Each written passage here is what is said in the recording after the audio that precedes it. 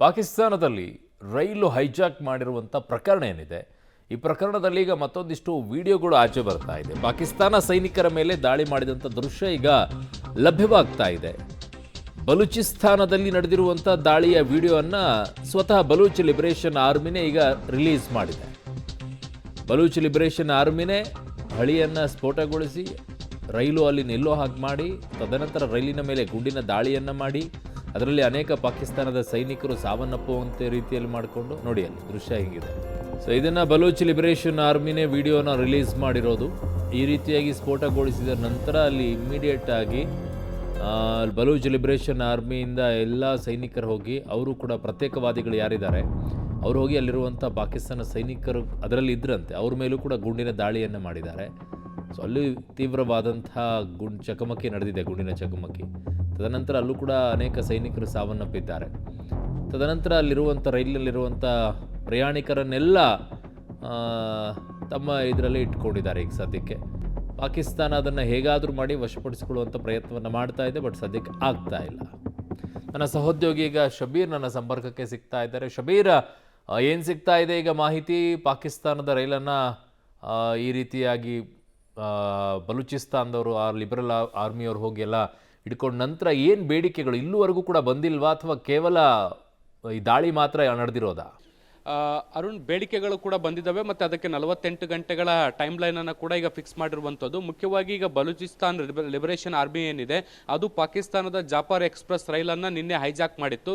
ಸುಮಾರು 182 ಜನರನ್ನು ಒತ್ತೆಯಾಳಾಗಿಟ್ಕೊಳ್ಳುವಂಥ ಕೆಲಸವನ್ನು ಕೂಡ ಮಾಡಲಾಗಿತ್ತು. ಈ ಒಂದು ನ್ಯೂಸ್ ಏನಿದೆ ಇಡೀ ಪಾಕಿಸ್ತಾನದಲ್ಲಿ ಸಂಚಲನವನ್ನೇ ಸೃಷ್ಟಿ ಮಾಡುವಂಥ ಕೆಲಸವನ್ನು ಮಾಡಿತ್ತು. ಇದಾದ ಬಳಿಕ ಪಾಕಿಸ್ತಾನದ ಸೇನೆ ಕೂಡ ಆ ಒಂದು ಸ್ಥಳಕ್ಕೆ ದೌಡಾಯಿಸಿ ಅಲ್ಲಿರುವಂಥ ಜನರನ್ನು ರಕ್ಷಣೆ ಮಾಡುವಂಥ ಕೆಲಸವನ್ನು ಕೂಡ ಮಾಡಲಾಗಿತ್ತು. ಈಗ ಬಲೂಚಿಸ್ತಾನ್ ಲಿಬರೇಷನ್ ಆರ್ಮಿ ಏನಿದೆ ಅದು ಕೆಲವು ವಿಡಿಯೋಗಳನ್ನು ಹರಿಬಿಡುವಂಥ ಕೆಲಸವನ್ನು ಕೂಡ ಮಾಡಲಾಗ್ತಾ ಇರುವಂಥದ್ದು. ಮುಖ್ಯವಾಗಿ ಈ ಒಂದು ಟ್ರೈನನ್ನು ಹೇಗೆ ಹೈಜಾಕ್ ಮಾಡಲಾಗಿತ್ತು ಮತ್ತು ಒತ್ತೆಯಾಳುಗಳ ಪರಿಸ್ಥಿತಿ ಏನಾಗಿದೆ ಅನ್ನುವಂಥ ನಿಟ್ಟಿನಲ್ಲಿ ಕೂಡ ಅವರು ಒಂದಿಷ್ಟು ವಿಡಿಯೋಗಳನ್ನು ಬಿಡುಗಡೆ ಮಾಡಿದ್ದಾರೆ.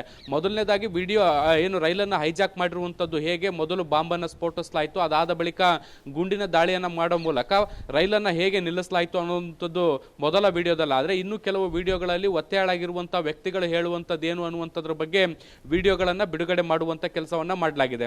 ಈಗ ಮುಖ್ಯವಾಗಿ ಬಲೂಚಿಸ್ತಾನ್ ಲಿಬರೇಷನ್ ಆರ್ಮಿಯ ಪ್ರಮುಖ ಬೇಡಿಕೆಗಳೇನು ಅಂದರೆ, ಈ ಒಂದು ಹೋರಾಟದಲ್ಲಿ ಸಾಕಷ್ಟು ಜನರು ಜೈಲನ್ನು ಸೇರಿರುವಂಥದ್ದು. ಹೀಗೆ ಜೈಲು ಸೇರಿರುವಂಥ ಎಲ್ಲ ಪ್ರತ್ಯೇಕವಾದಿಗಳನ್ನು 48 ಗಂಟೆಗಳ ಒಳಗಡೆ ಬಿಡುಗಡೆ ಮಾಡಬೇಕು ಅನ್ನುವಂತಹ ಪ್ರಮುಖವಾದಂಥ ಡಿಮ್ಯಾಂಡನ್ನು ಇಡಲಾಗಿತ್ತು. ಈಗಾಗಲೇ 24 ಗಂಟೆಗಳು ಕಳೀತಾ ಬಂತು, ಇನ್ನು 24 ಗಂಟೆಗಳು ಉಳ್ಕೊಂಡಿರುವಂಥದ್ದು. ಸೊ ಸರ್ಕಾರ ಈ ಒಂದು ಪ್ರತ್ಯೇಕವಾದಿಗಳನ್ನ ಬಿಡುಗಡೆ ಮಾಡುತ್ತಾ ಅನ್ನುವಂಥದ್ದನ್ನು ಕೂಡ ಕಾದು ನೋಡಬೇಕು. ಇದ್ರ ಜೊತೆಗೆ ಈ ಹಿಂದಿನಂತೆ ಬಲೂಚಿಸ್ತಾನನ ವಿಮೋಚನೆಗೊಳಿಸಬೇಕು, ಸ್ವತಂತ್ರಗೊಳಿಸಬೇಕು ಅನ್ನುವಂಥ ನಿಟ್ಟಿನಲ್ಲೂ ಕೂಡ ಅವರು ಬೇಡಿಕೆಗಳನ್ನು ಇಟ್ಕೊಂಡಿರುವಂಥದ್ದು. ಈ ಒಂದು ಪ್ರತ್ಯೇಕವಾದಿ ಹೋರಾಟದಲ್ಲಿ ಈಗಾಗಲೇ ಸಾವಿರಾರು ಜನರು ಪ್ರತ್ಯೇಕವಾದಿಗಳು ಈ ಜೈಲನ್ನು ಸೇರಿರುವಂಥದ್ದು. ಅವರೆಲ್ಲರನ್ನು ಕೂಡ ಬಿಡಿಸ್ಕೊಳ್ಳಿಕ್ಕೆ ಈ ಒಂದು ಪ್ರಯತ್ನವನ್ನು ಈಗ ಬಲೂಚಿಸ್ತಾನ್ ಲಿಬರೇಷನ್ ಆರ್ಮಿ ಮಾಡಿರುವಂಥದ್ದು ಕೂಡ ಈಗ ಗೊತ್ತಾಗ್ತಾ ಇರುವಂಥದ್ದು. ಡೆಡ್ಲೈನ್ ಕೂಡ ಮುಗಿತಾ ಬರ್ತಾ ಇರುವಂಥ ಹಿನ್ನೆಲೆಯಲ್ಲಿ ಪಾಕಿಸ್ತಾನ ಸರ್ಕಾರ ಕೂಡ ಮಿಲಿಟರಿ ಕಾರ್ಯಾಚರಣೆಯನ್ನು ಮಾಡುವಂಥ ಪ್ರಯತ್ನವನ್ನು ಮಾಡ್ತಾ ಇದೆ.